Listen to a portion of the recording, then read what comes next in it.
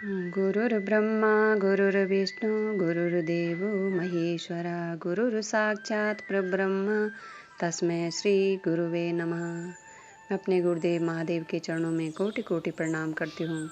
माँ भवानी के चरणों में कोटि कोटि प्रणाम करती हूँ। अपने गुरुदेव महादेव का कोटि कोटि धन्यवाद करती हूँ। सभी देवी देवताओं के चरणों में कोटि कोटि प्रणाम करती हूँ।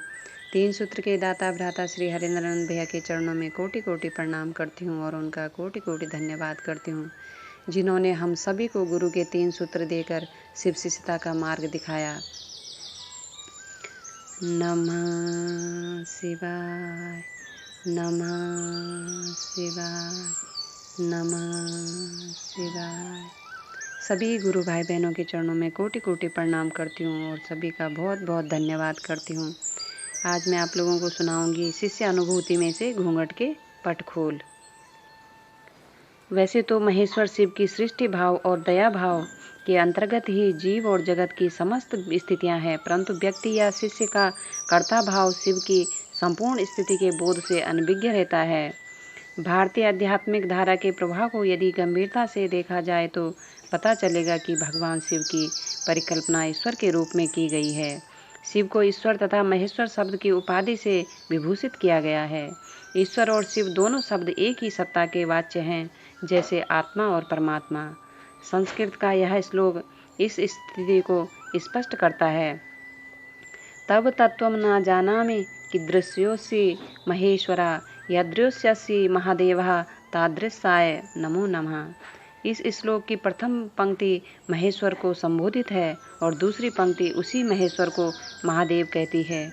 उपनिषद कहती है, इच्छा मात्र प्रभु सृष्टि, अर्थात पूरी सृष्टि जीव और जगत उसी ईश्वर की इच्छा से सृष्ट है। यह उस परमात्मा की सृष्टि की इच्छा है। सृष्टि का शाश्वत नियम है,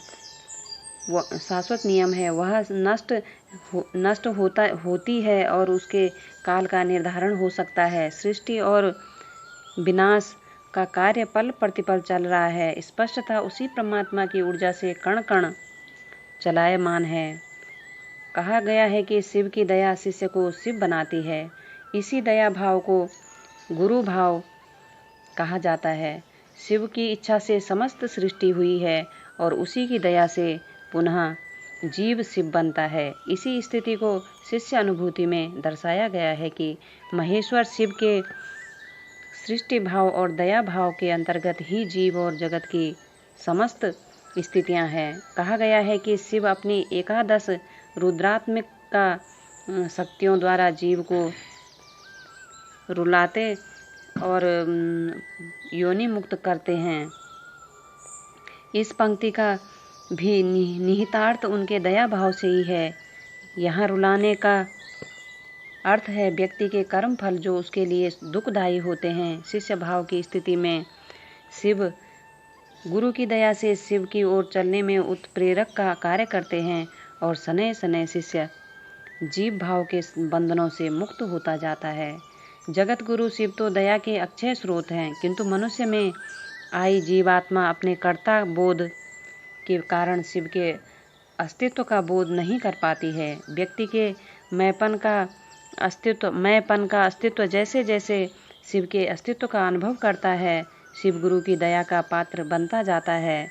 मनुष्य की अपनी पृथक स्थिति के कारण सद्गुरु की तलाश आवश्यक हो जाती है और इस दिशा में उसे प्रयास करना होता है। उक्त प्रयास में उसके गुरु की दया परिणाम की ओर ले जाती है। नमः शिवाय, नमः शिवाय, नमः शिवाय।